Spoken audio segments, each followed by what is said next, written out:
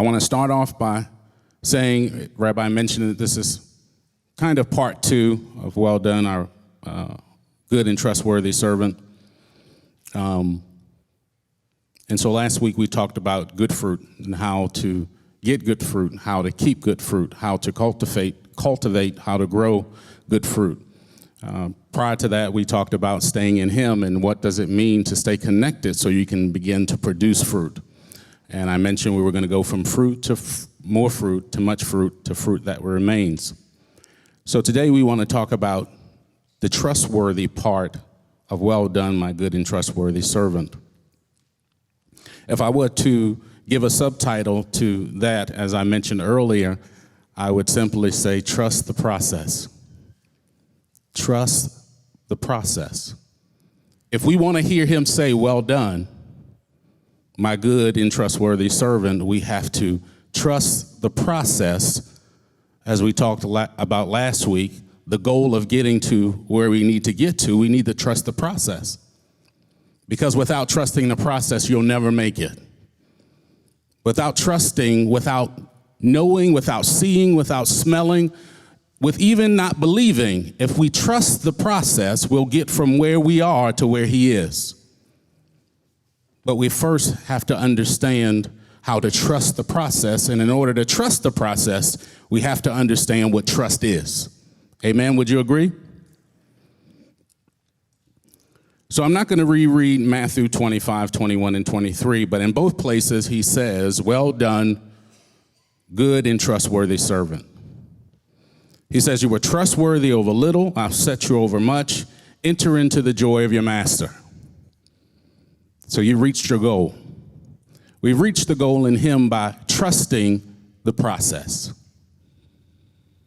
By trusting the process, we went through the process not knowing what the end was going to be, but we know what our goal was, and we were prayerful. We were faithful to believe that the end goal would be well done. This is the goal we should all be looking forward to. This is why you're here. This is why you do.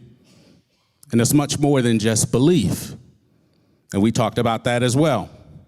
Believing is not good enough.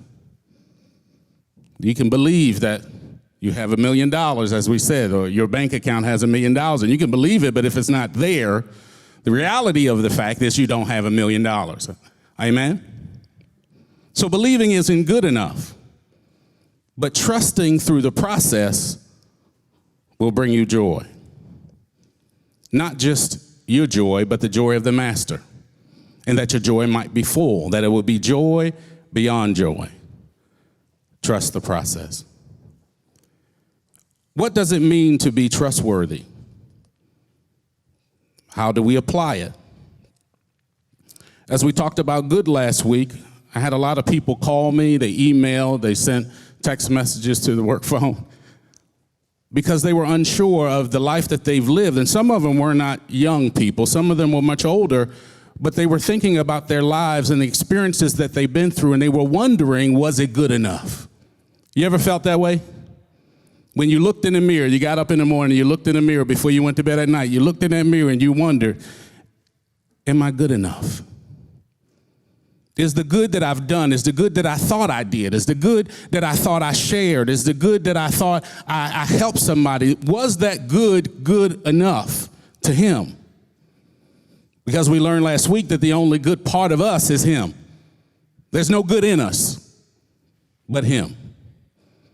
So I reminded them that we have to look in the mirror and reevaluate ourselves. And when we look in the mirror, we should be looking for Him, because He's the good part. So if we begin to look in the mirror and we don't see Him, then we should be looking at the fruit that we're bearing. Is the fruit that we're bearing lining up with Galatians 22? Is it peaceful? Is it long-suffering? Is it patient? Is it kind? What fruit are we bearing to get that good fruit? So if the intention of the Master in Genesis, when He created things and He saw that how it was working, He said, it is good.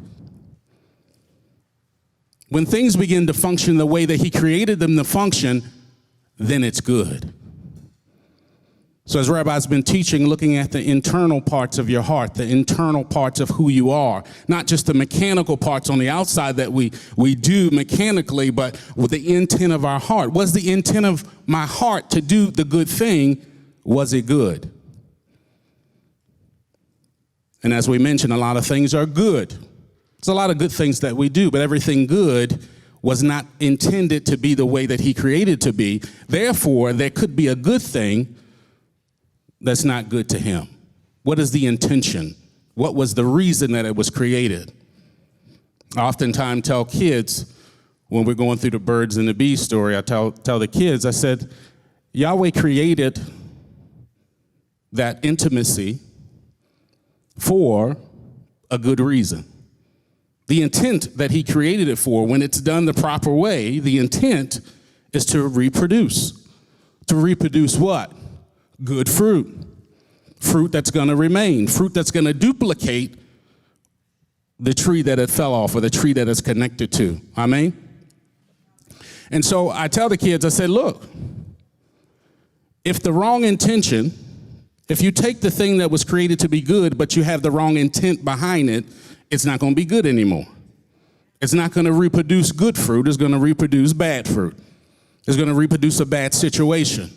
It's going to reproduce something that may be taken away and burnt up, dried up, burnt up, and put in the fire. So we want good fruit.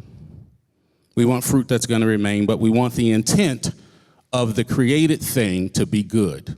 So for all of you out there who may see this message later, if it's done the way he intended it to be done, then it's good. Amen? So I just wanted to cover that because people were asking. Is it functioning as he created? And if it is, then it's good. Amen. So what do you do? Or why do you do what you do? Sorry, couldn't read my own writing. Yes, Steve, yes. Yes, I understand. Yes, I do. Why do we do what we do? In relationship to trust. So we do what we do because there's some understanding, there's some belief, there's some trust, at least there should be trust that he is going to do what he said if we do what he told us to do. Amen? So we believe if we continue to do what we are doing and improving and getting better, then we'll be where we need to be when the time comes, as Rabbi Steve teaches. Amen? And we have to be careful not to try to spin what we want or what we do or the intent behind what we do to try to justify what it is that we're doing.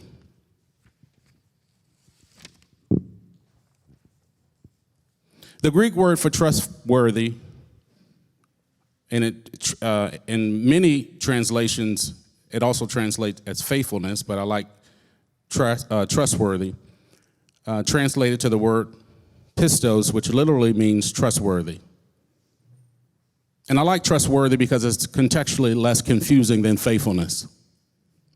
A lot of times we hear faithfulness, and faithfulness is good. But trustworthy is more than just belief. Trustworthy is I'm going to trust when I can't see, when I can't hear, when I can't smell, when I don't understand. Lean not to your own understanding. In all your ways acknowledge him, and he will direct your path. It's trust. But it's not trusting in you, it's trusting in him. Let's turn to Deuteronomy 7. We're going to start there. 7 and verse 9.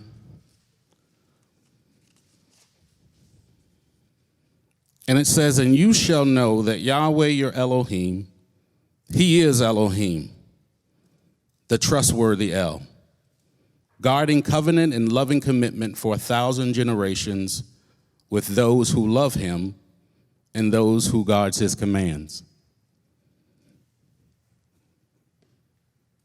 I'm going to read that again. And you shall know that Yahweh your Elohim, he is Elohim, the trustworthy El, guarding covenant guarding covenant and loving commitment for 1,000 generations with those who love him and those who guard his commands. He's trustworthy. He's the trustworthy one. And as Grayson mentioned in his praise this morning, I know for me, before I was awakened, I didn't read it the same way that I read it now. Because I was told I didn't have to do it, that it wasn't for me, that it was nailed to the cross, that it was done away with. But I come to find out the one that I trust, the one that I love, the one that I want to be with forever is a trustworthy L. Forever.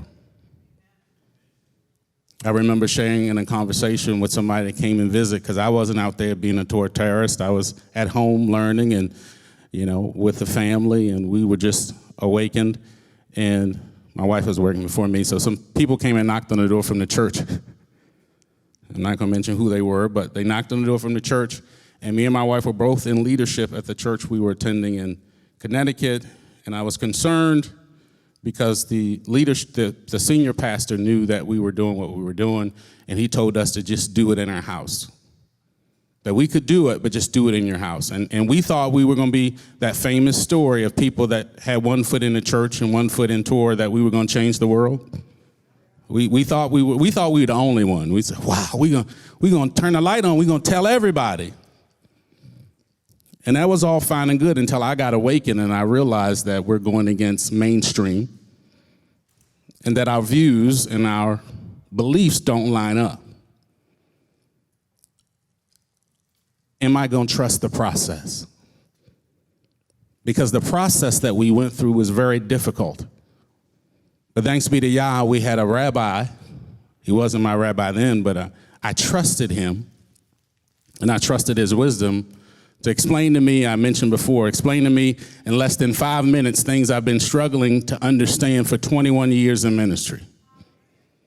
5 minutes. And it was really just the fourth commandment. It was the only big struggle. Many people had different meanings and understandings and interpretation of it, but the main ones was that they weren't for us, and I'm sure many of us been there. They're not for you. I want you to know that we serve a trustworthy L. And we just read, and it says in his word, and you shall know, you should have a relationship with him. You should know that Yahweh, your Elohim, he is Elohim. That is the beginning. The beginning of knowing is knowing who he is. Because knowing who he is, it doesn't really matter about anything else as long as you know who he is. In reference to knowing in relationship, he's the greatest relationship we need to be cultivating. The greatest relationship we need to be investing in is that a relationship with him. Because he is the Elohim. Trust the process. Trust the process. He isn't the kind of Elohim that says one thing and do something else. As a matter of fact, no other gods could speak or could talk or could do anything. They were statues or golden calves. They couldn't speak, they couldn't talk, they couldn't do anything, but we serve an Elohim that he is the Elohim. And it amazes me how he took me from where I was to now following and trusting and believing where I'm trying to go is where he is. And it fascinated me how the visitors that came to talk to me and my wife about why we weren't at the church, they actually believed, and we understand why they believe, but they believed that Yahweh supernaturally somehow changes his mind. That what he says is only good for a certain amount of time. That forever wasn't good enough because I don't want to do it. Do we know those kind of people? I know those kind of people in Torah. It's good enough, but I don't want to do it, so I'm going to find a way to finagle and spin my way out of it so I don't have to do it. But verse 9, it says, guarding loving commitment for 1,000 generations for those who love him. What is love? It tells you the very next verse. Guarding his commands, obeying his commands, doing his commands. That's what his love language is, obedience. Amen. So if he changes, then everything that we're doing is for nothing. We have no hope if he changes. So I wonder to myself, do we trust him through the process? Love and commitment for 1,000 generations. There's a metaphor there. It's forever. So we know that he is trustworthy. The question is, are you? Because if he can't trust you, you can't be with him. Does anybody want to be with anybody they can't trust? Raise your hand, please. If there's one, there's no hands up, just so y'all know, there's no hands up. But think about it. Do you want to be with somebody who you can't trust? If the goal is forever, then forever with him has to be with people he can trust. I thought about something that we teased Mr. Yetter about, a comment he made about willy-nilly. We can't be willy-nilly about our relationship with him. It's not good enough. And sometimes I think when I talk to people that I'm too hard when I'm talking to people who don't understand where I'm coming from when I talk about Torah. Because they may not be in Torah, and I really don't care if they are or not in that regard if they're trying to say something to me that's not lining up. Sometimes I can be direct, and it seems like I'm learning through our lovely rabbi how to be direct without seeming or appearing to be angry. Because when I'm direct, I seem, at least I feel like that people think I'm being mean. And so I'm learning how to be direct and smile. Do it. Do it now. Trying not to be willy-nilly.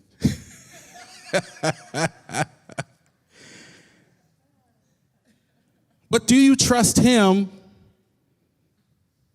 as much as you trust yourself? Do you trust yourself? Do you trust him? Can he trust you? See, a lot of the reason why we can't trust or we have difficulty trusting is because we don't know. It's because the fear of the unknown. Because we don't know, we don't trust. Because we don't know, we don't trust. We don't seek to know to develop that relationship. We would just rather not deal with it than to invest any time or energy into finding out what I need to know to improve my relationship with him.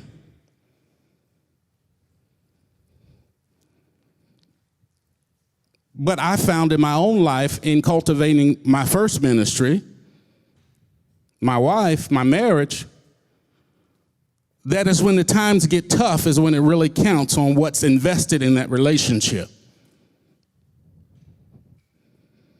I don't think Yahweh would have invested as much as he's invested in us for us to get to the goal. And he says, I don't know you, but he will. Hopefully it won't be with a smile, very direct. I don't know you.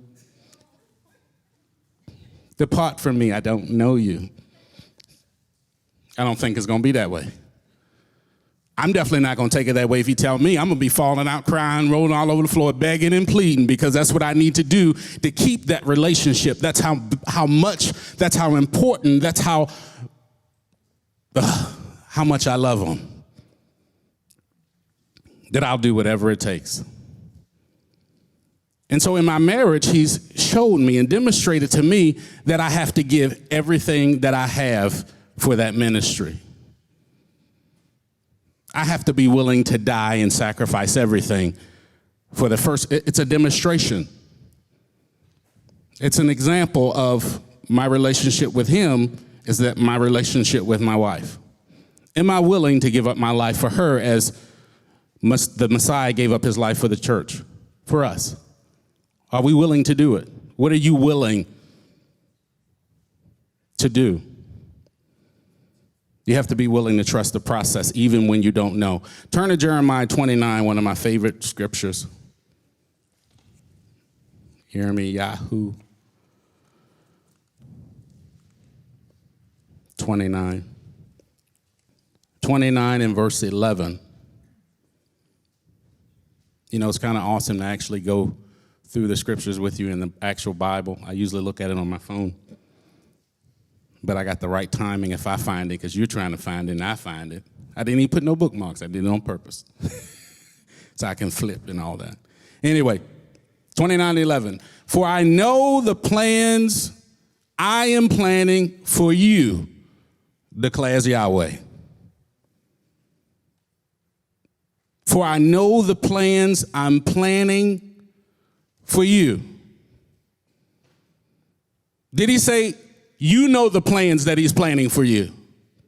Did he ask you for your input? Did he have to give you that Job experience where he say, do you know where the lightning is hid? And do you know where I hide the snow? And do you know how I made this and I made that? You don't need to know anything. You simply need to trust the process. Because if you trust the process, you'll get to where you need to get to, irregardless of what you have to go through to get there. For I know the plans I have for you, declares Yahweh. Wow, look at this. Plans of peace.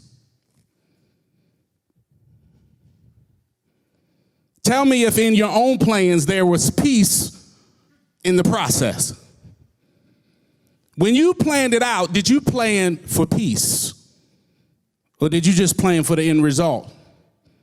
You just plan to hit the number. You just plan for the big house. You just plan for a bunch of kids. You just plan for the new car. You just plan for whatever it is that you wanted, but did you plan for peace? Did you say, Abba, I would like to have this if it be your will. I would like to have this, but I'm asking for to have it with peace. Maybe it's $1 million. Maybe it's $1 billion. I know some of the plans that Rabbi has for this ministry. Maybe he's praying for $1 billion or 10 billion or whatever. I know he's praying for whatever Yahweh would send, because Yahweh knows the need. He told him, so he's going to send whatever he needs to give it. But I guarantee you, in that plan, he's asking for it with peace. Because a lot of people involved in your plans ain't peaceful about it. A lot of people in your plans are going to take it by any means necessary. And sometimes it's appropriate, but was peace a part of your plans? Trust the process. I'm trusting that he knows because I don't. I'm trusting in the relationship, not in what I think, not leaning to my own understanding. Because I tell you, if I was left to my own demise and my own thinking, I would not be standing here. And I definitely would not be married to that woman if I was left to my own understanding, my own stinking thinking. But he said his plans are for peace and not of evil. Some people have plans, and the only evil about it is the fact that he's not involved in it. The evil part is none of him. So when there's whatever it is, if it's absent of him, it's not good. So some of our plans don't have the right intent. But his plans for me, whether I know them or not, are for peace, not of evil, to give you a future and an expectancy. I don't know about you, but I'm expecting to be with him forever. I'm expecting to live with him forever. I'm expecting everything that he has for me, even when I don't know what it is. I know him, and because I know him, I'm connected, and because I'm connected to him, I'm going to get what I need to get. That's right. Hallelujah. Somebody shout hallelujah. Y'all can't hear him. Hallelujah. To give you a future. What is our goal? Eternal life. We want to be with him. A future and an expectancy. What are you expecting in your life? Whatever it is that you're expecting, he can give it to you if you trust him. Don't sell yourself short. I remember I was sharing with my wife. I was praying, and we were praying about a house.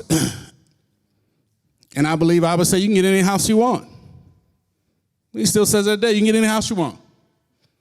I said, well, I want to be humble, because my plans got involved. I don't need, I don't deserve, it's too much work, it's too gaudy, people going to look at me. Get whatever house you want. Whatever house you want, you go pick it out. Get whatever house you want.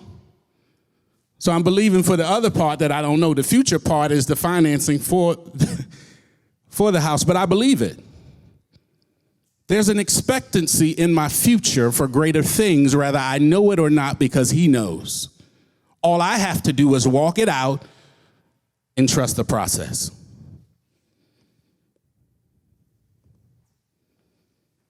A lot of things that we face in our life, if not the majority of things we face in our life, is because of lack of trust in him. We wrestle in prayer, we wrestle in studying, we wrestle at work, we wrestle at home, we wrestle in our marriage because we don't trust him.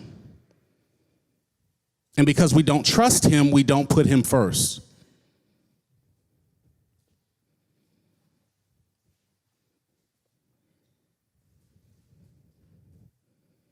Seek ye first. Y'all remember those scriptures? The kingdom and all its righteousness and all these things,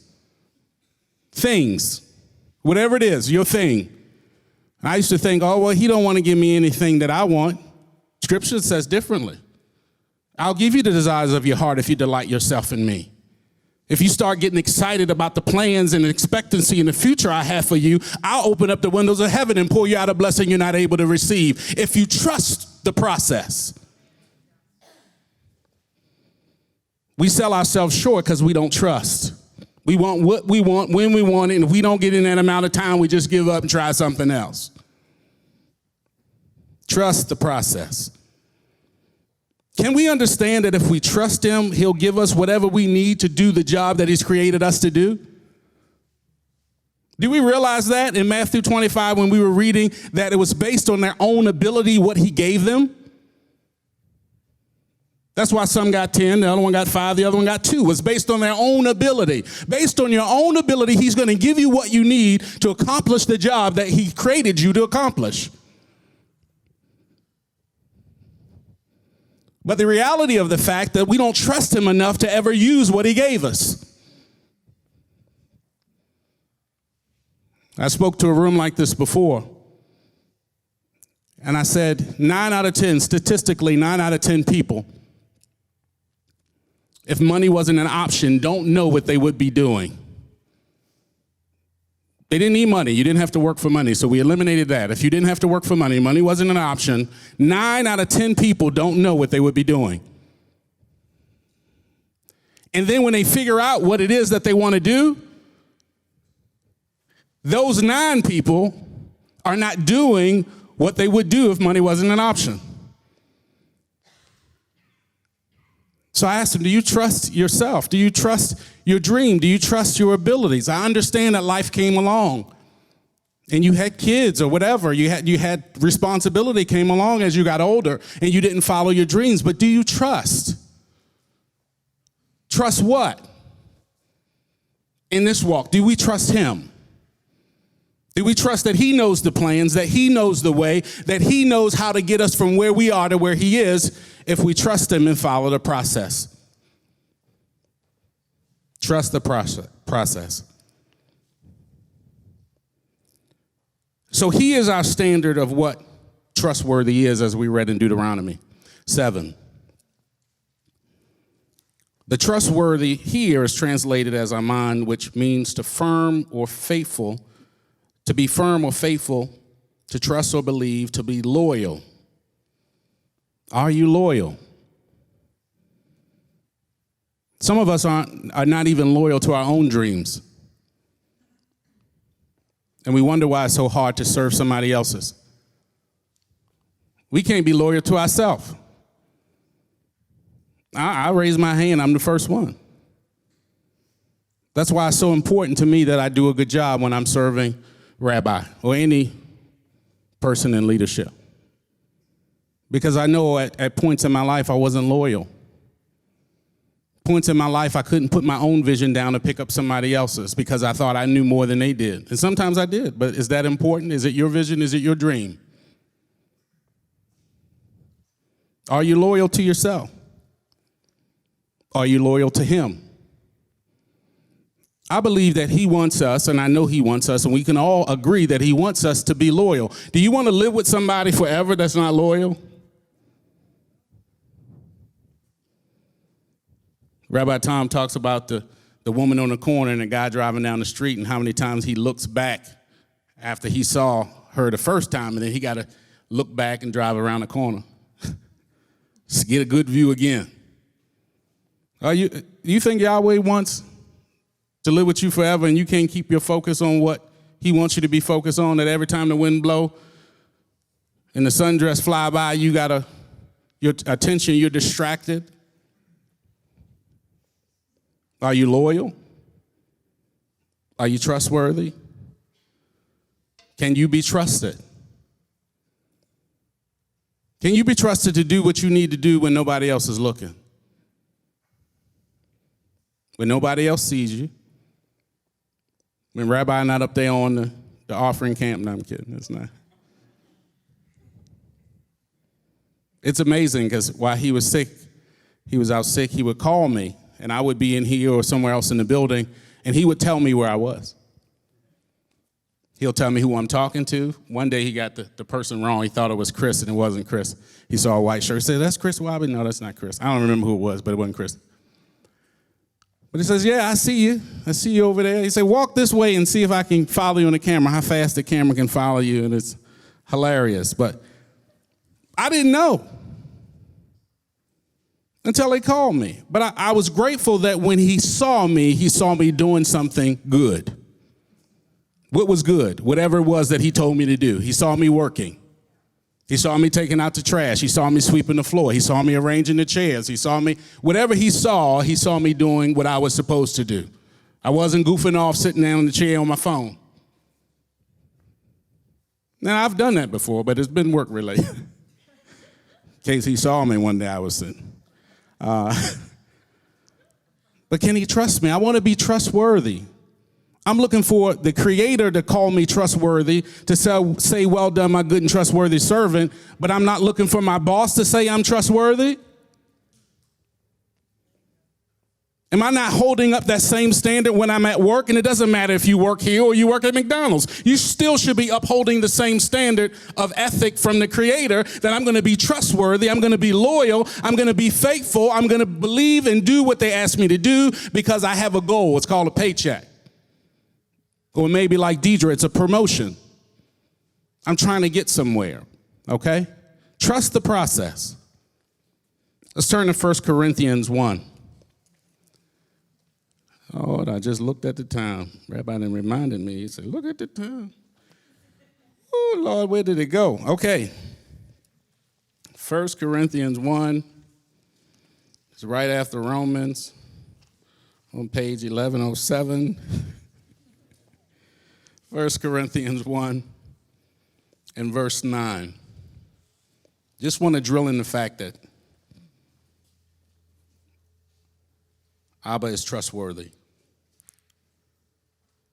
1 Corinthians 1, verse 9. Elohim is trustworthy, by whom you were called into the fellowship of his Son. I just want to stop there for a second. Elohim is trustworthy, by whom you were called into fellowship, into the knowing, into the relationship of his Son. Because he's trustworthy. Because he knows the beginning from the end, and he knew you, and he knows the plans that he has for your life. He knows everything about you, and his plans are for peace and for good and to get you to an expected place, which is the fellowship of his Son, Yeshua, our Messiah, and our Master. By the time we get finished talking about how trustworthy he is, it should be encouraging to you to go through hell and high water to get to where he is. to get through what you're going through to get to where he is, where he wants you to be, where he knows you should be, to that expectancy, that future expectancy of knowing him and being with him and to be, as they say, in the know. Elohim is trustworthy, but we have to trust the process. Do you know the process may not look like you think it's going to look? It might be totally opposite of what you think it should look like or you think it should be. That's why trusting Elohim is the greatest trust you could ever have, because it's not based on you at all. Only part you have to do initially to start it is to trust it and to go through it. I used to laugh when I was in the church and I would hear people. We had testimony time. Anybody remember that in the church? We had testimony time, and it got to the point where they had to cut the mic off because people were just going off testifying and really telling their whole life story. They had to get rid of that. But anyway, people used to get up and tell me how they wanted and prayed for Yahweh to take them out of the process instead of giving them the strength to go through the process. So if I'm a weightlifter and I want to go to the gym and I want to be big, Brian was big and he done lost weight. He got married and Esther don't feed him no more. No, I'm kidding. She feeds him healthy, and so he's, lost some weight. I saw him like, man, you look cool. But if you saw him before when he first came, man, he would walk, man. Brian was a man. I would look at him like, man, if I was tall, I would want to be, big like Brian.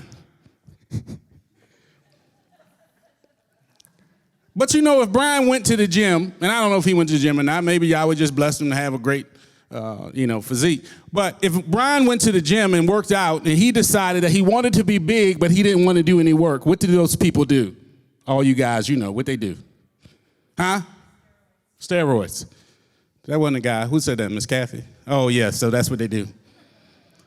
So they want the result, but they don't want to go through the process. Y'all know people like that? I want the result, but I don't want to go through the process. I expect it, but I don't want to go through the process. I want to see this in my future, but I don't want to go through the process. I have people come to me quite frequently. Ain't none of you here, so don't be looking around thinking I'm talking about somebody, but probably am. That's a rabbi. That was his line. I just stole his. Just borrowed it. He watching me. But they come with an expectancy to get something fixed in their financial situation. So we sit down and I say, let's go over your budget. That's what it sounds like after I say it. It get real quiet. They look all around. What? What? No. See, what had happened was, I got these bills, and I don't have enough money, and I need you to help me fix it. That's exactly what I'm trying to do. Let me see your budget. But I don't know. I don't have one. It's hard. I don't know how to do it. I forgot how to write numbers down on a piece of paper and make sure on that date I do what it says do. I forgot because. So I said, what you don't have is a plan, and because you don't have a plan, you don't have a goal in mind, you haven't written it out in a plan where you can see and follow it, you have no future or expectancy to know that you actually have enough money if you would just sit down and write it out and plan it out. If you would just trust the process of writing out your budget, you would see at the end there was an extra couple dollars there. Or maybe you'll see that you didn't have any money, and maybe you need to cut back on some things. But we have to trust the process. We want to get big, but we don't want the process. We want a great marriage, but we ain't trying to put in the work. We want to blame everybody else for stuff that we didn't do. But we want the result as if we did it. We want to give a testimony as if we did it, as if we arrived somewhere and we ain't did nothing to get it. Those are those blessings I talked about last week that sorrow was attached to it. I would laugh when I was a child. I don't laugh anymore, I feel bad. But as a child, I would laugh at the people that drive up. They drive up in a nice car. I like Cadillacs. Never had one, but I like them. All right, so if I ever had one, don't judge me. It's a future expectancy, but but I like Cadillac just because they smooth and they ride and all that. And so they would drive up to the church with the paper still in the window. Y'all know those people? They never took the paper out. They were so happy. They wanted everybody to know it was a new car, so they left the temp tags on even when they got hard place, and they left the paper in the window. That's what people leave a sticker on the inside of their hat so they can let everybody know how much they paid. That's real or something, I don't know. But we want something, but we're not willing to do what it takes to get it. What does Rabbi tell us to do when there's something that we have an issue with and we're trying to learn how to deal with it? What do you say? Learn everything you can learn about that situation. Become an expert. This lovely woman, who just happened to be my wife, told me in counseling, we were counseling another couple with their marriage, and she just came right across the table. I looked at her like, what? Because I told this couple that we were counseling, and this is like our third or fourth time we were counseling them. They came to the house. Never counsel people at your house. But they came to our house, and they were sitting at the table like two high school children, fussing and arguing over this one did this one and that one didn't do that one. So this is about the third or fourth time they came over. And my wife looked at me kind of strange because I said, you know what? Get a divorce. The wife said, what? I can't believe the pastor would tell us to get a divorce. I said, well, if y'all want to act like kids, get a divorce. Well, I said, God wasn't in it when you did it. Don't lie to me. God wasn't in it. He ain't told you to marry that person, and he ain't told him to marry you. So if neither one of you can be the bigger person and try to fix this thing, then you might as well turn and walk away. Because they want an end result, but they don't want to go through the process because it hurts to work on your marriage.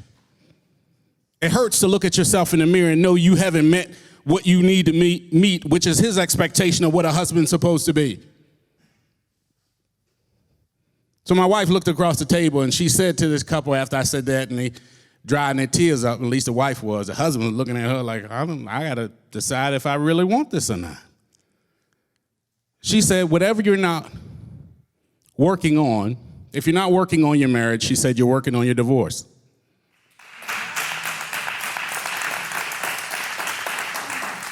So apply that to your relationship with him. If you're not working on your relationship with him,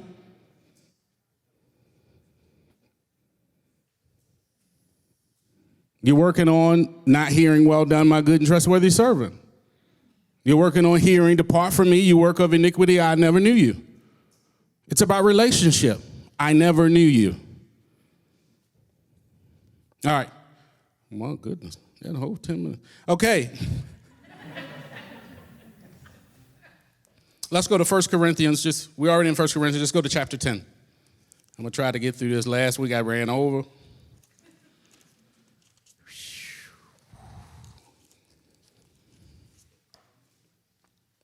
First Corinthians chapter 10, and we're going to go to verse 13.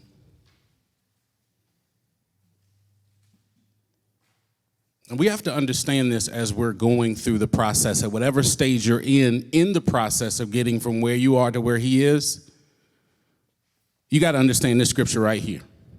Verse 13, it says, no trial, or should I say no pruning, no trial has overtaken you, except such as is common to man. And Elohim is trustworthy. So he starts off saying nothing that you have gone through or you will go through is uncommon to the process. But know as you go through the process that Elohim is trustworthy.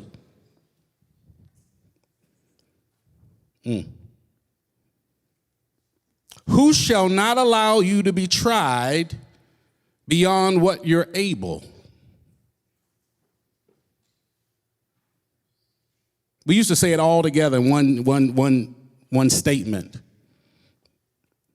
But I never really broken it down because I never saw it like I see it now.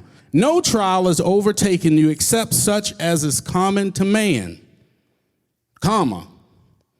And Elohim is trustworthy, comma, who shall not allow you to be tried beyond what you're able, comma. But with the trial shall also make the way of escape, comma, enabling you to bear it.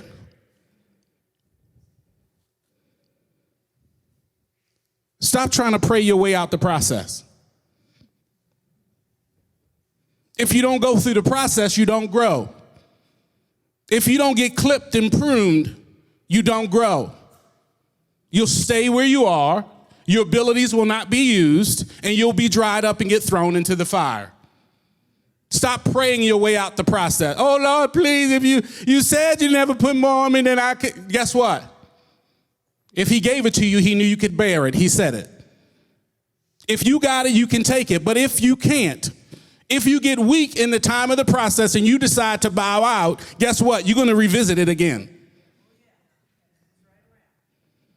But if we trust in Elohim, if we trust in the one who gave us the trial, he understands and he knows that you can get through it, but he's watching how you respond to the process. Because how you respond to the process may give him a little idea of how you're going to respond in the ever after if you make it. I can't take it. Then you wouldn't have it. I can't deal with it. My wife, my husband, well, he wouldn't have gave it to you. Like I told that couple, get divorced.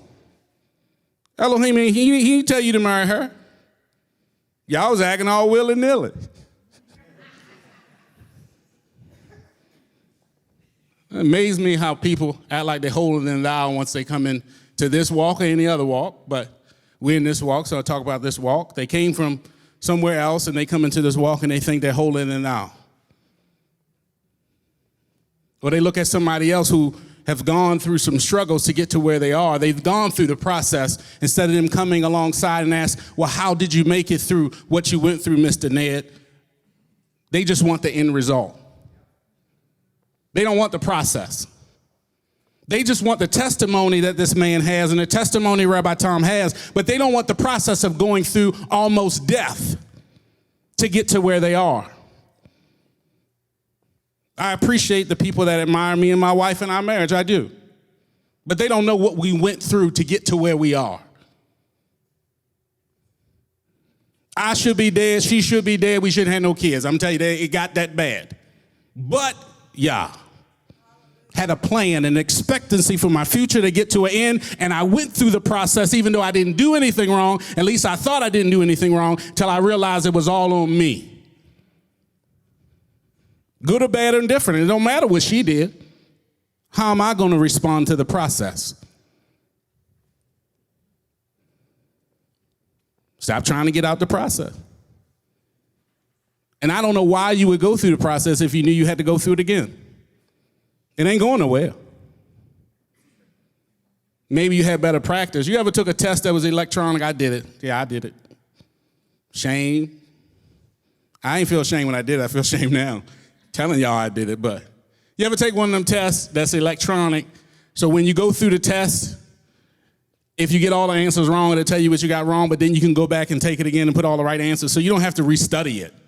You just have to remember the ones you got wrong to go back and do it again. I had some of those tests when I was going for my insurance license. I just kept taking the test over again. I said, I'm not reading 4 hours. I know the stuff. Only to take the test and realize I ain't know half of it. So instead of me going through the process, I kept going back to the beginning and restarting it and taking the test over because the computer was crazy and they let you do it. Why they let you do it, I have no idea. But I did it. Not proud of it, but I was trying to avoid the process because I didn't want to read for 4 hours.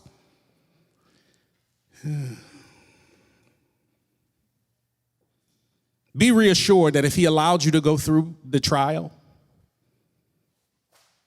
if he allowed you to go through the process, that you can go through it. Stop trying to get out of the process. Somebody asked me last week before last, they was like, I don't understand you as as a police officer, the mentality and mindset of a police officer, that you're willing to go and risk your life and put your life on the line to these calls that we used to get as a police officer all the time. Somebody shooting, a shooting, there was homicide, whatever it was. And I said, at that time, I didn't have the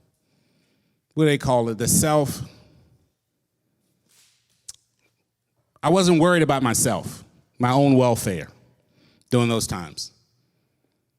I was only concerned about the person or the situation I was going into. I wasn't worried about me. I had no self-preservation.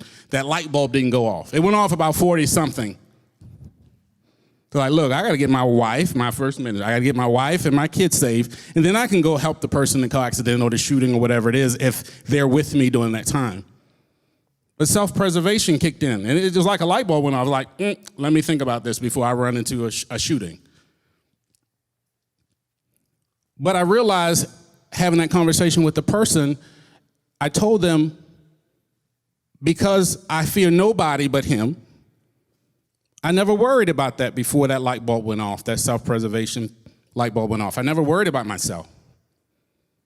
And the reason I never worried about myself is, one, because I knew him, I know him, I have a relationship, but also I realized that physically I'm only going to die once.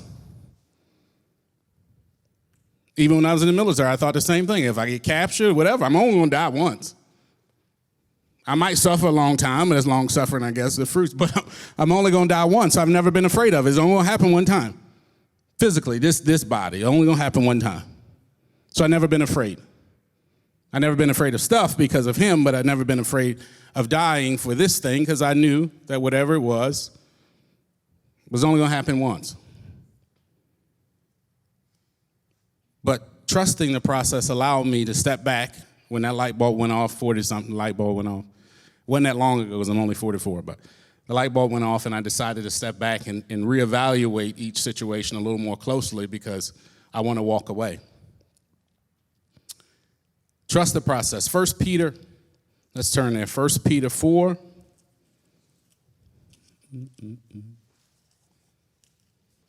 1 Peter 4, and we're going to go to verse 19. And it says, so then, those who suffer according to the desire of Elohim should commit their lives to a trustworthy Creator in doing good. So those who suffer,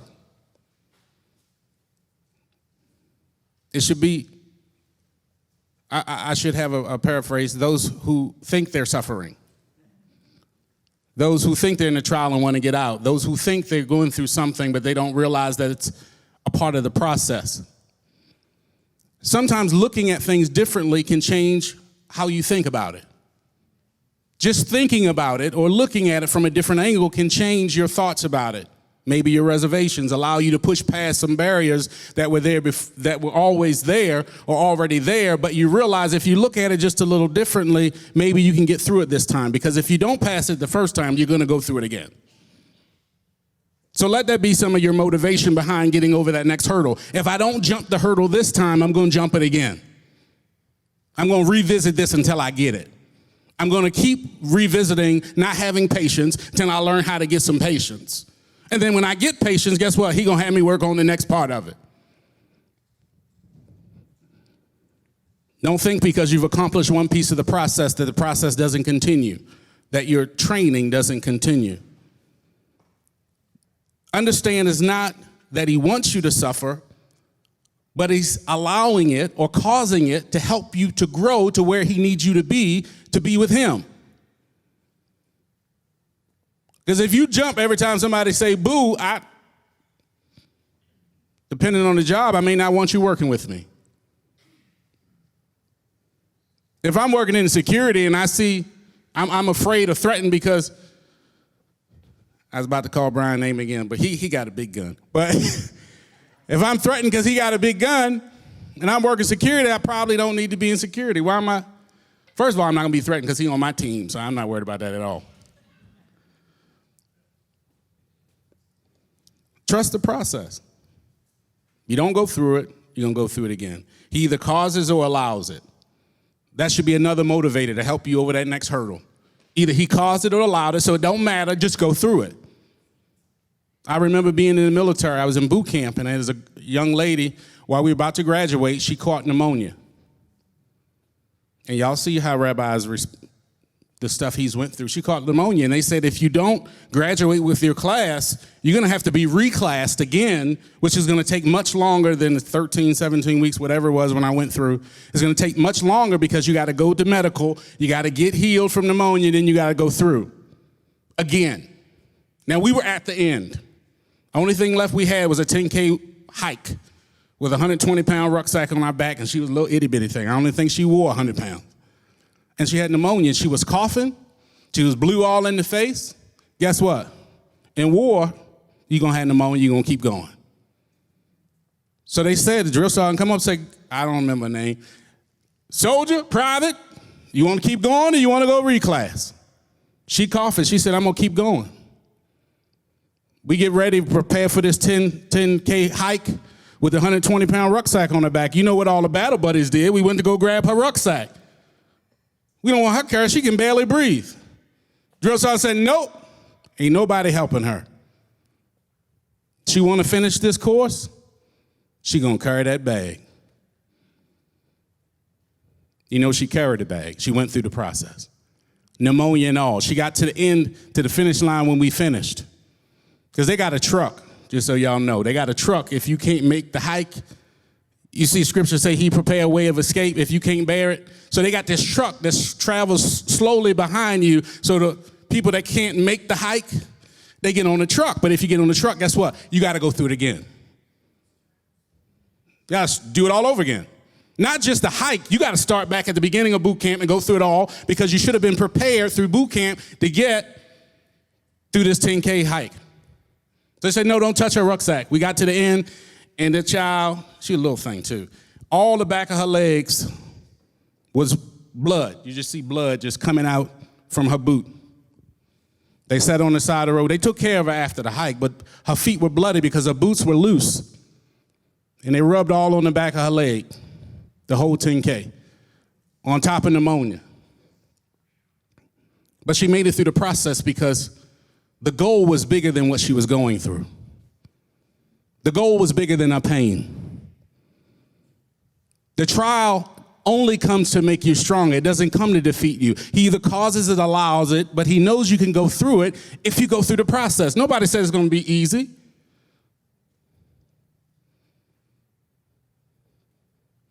Everybody wants the easy way out. Everybody wants the $1 million. Nobody want to do the work to get the $1 million. I should stop saying $1 million because it's more like $1 billion now. You spend $1 million in about a week. Most people. Time you buy that house, that was $650,000 by itself. Well, the one I was looking at was $850. I was like, oh, I'm dreaming. Because he said I can have what I want. I'm happy in him. Don't y'all worry. I might not get it tomorrow. I might not never get it. I ain't worried. I'm just going to go through the process because I'm excited about what the end is going to be. I'm trusting the process.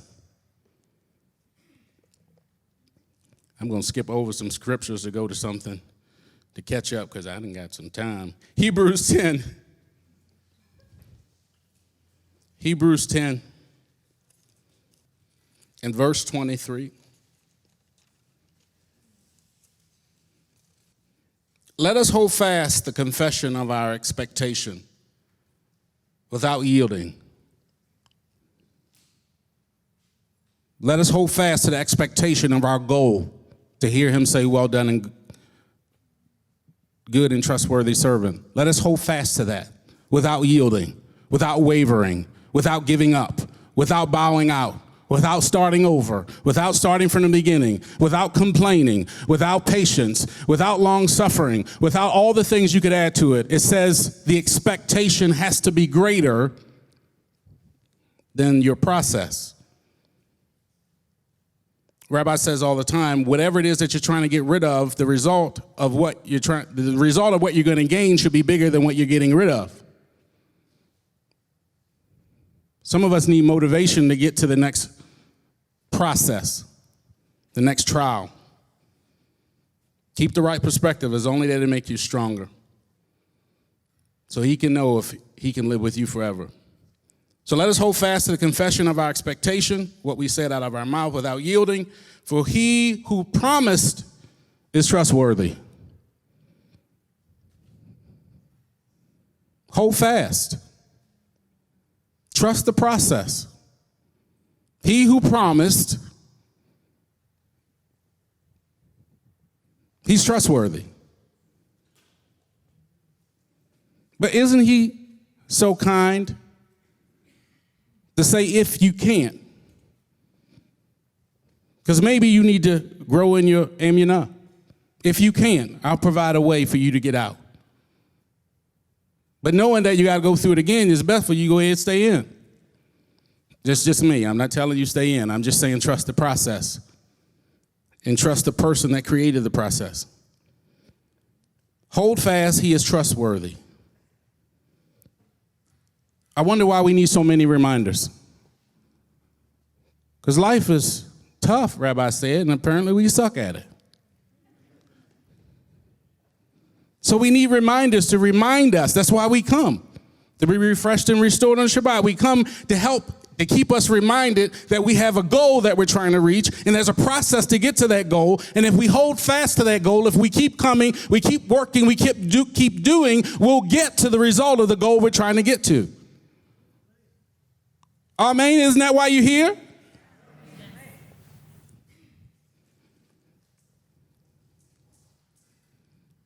Let's go to Revelation 1.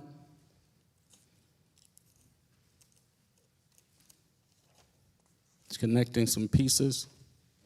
Revelation 1.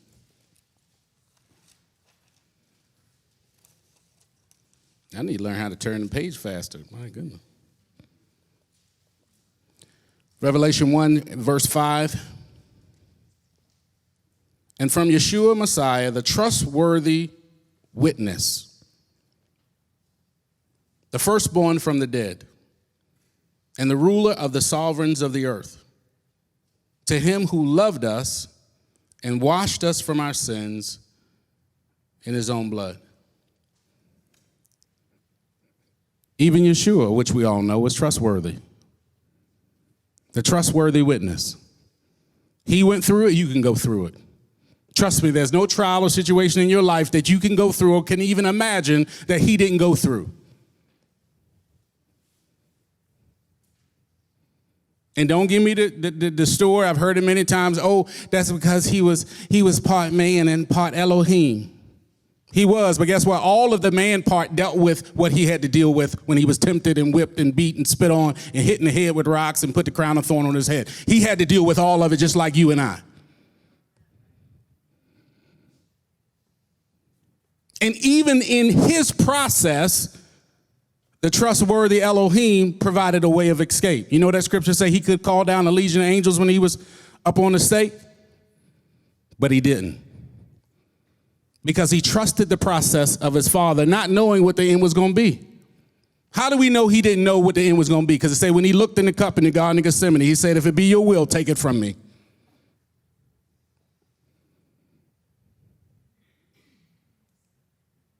Elohim is trustworthy. His son is trustworthy. We should be trustworthy to trust the process, go through the process.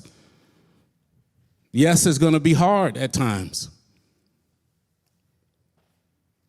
But he either causes or allows it. That should give you some kind of comfort to know that whatever you're going through is not uncommon to man and he can get you through it. But you're not going to get through it if you don't trust the process and trust the creator of the process. Let's stay in Revelation. We'll go to chapter 19.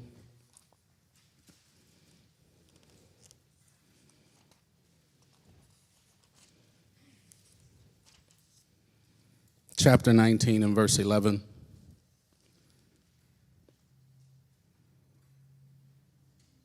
And I saw the heaven opened, and there was a white horse, and he who sat on him was called Trustworthy and True.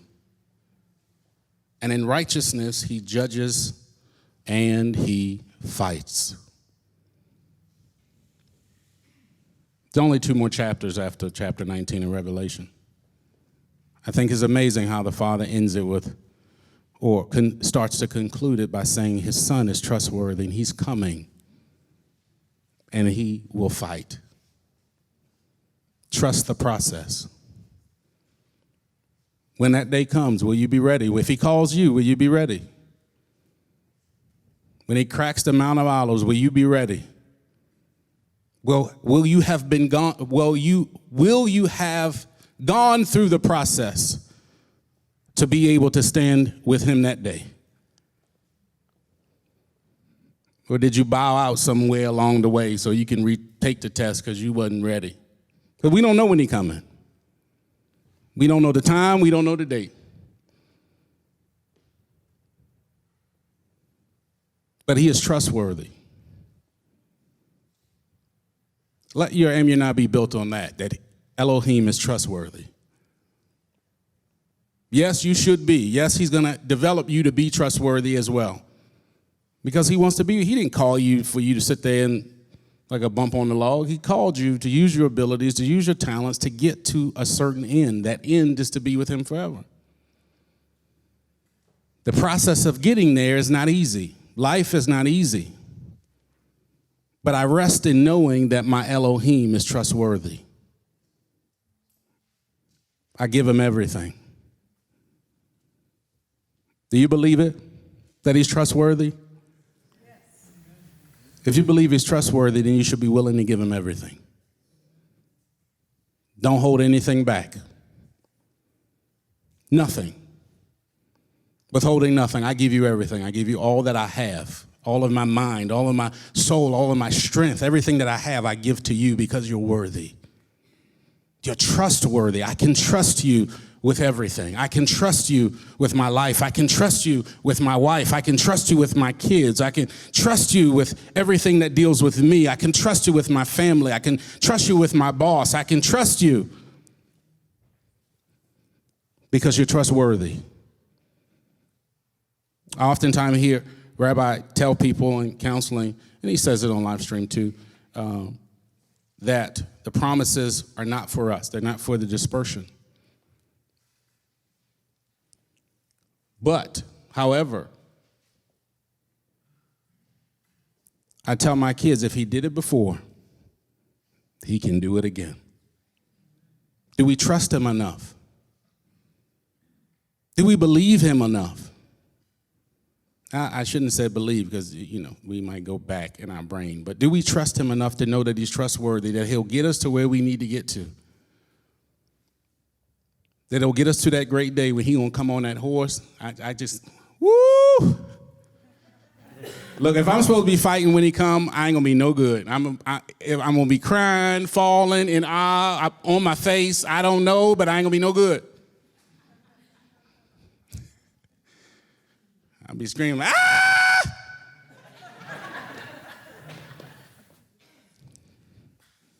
What will you bring him? What will you bring to trustworthy El? He don't want your stuff. He got stuff. He don't want your stuff. He wants you. He's coming for you. So you need to be ready in the process. Amen? Let's pray. Dear Abba in heaven, we thank you for choosing us, for opening our eyes and our ears that we might receive truth. And that truth would produce fruit, and that fruit would produce more fruit and much fruit, and that fruit would remain and bring forth what you wanted to get out of the process, which is us. But us full of you. Full of the good that you are, for the good that you intended us when you created us. You intended for us to be good. You intended to receive back when you return good from us. You intended to receive everything, plus so much more. So, Abba, we yield to you our expectation of your provision, of your process, of the trial, of the emunah that you put in us that we might bring you more. Our desire is that we bring you more, that we give you everything. So we thank you and we appreciate you and we love you so very much for this time that we get to share, that we get to reflect, that we get to love, that we get to look forward to expect, the expectancy of hearing you say, well done, my good and trustworthy servant. We thank you and we give you everything that we could possibly give. In the name of Yeshua, our Messiah, amen. Amen.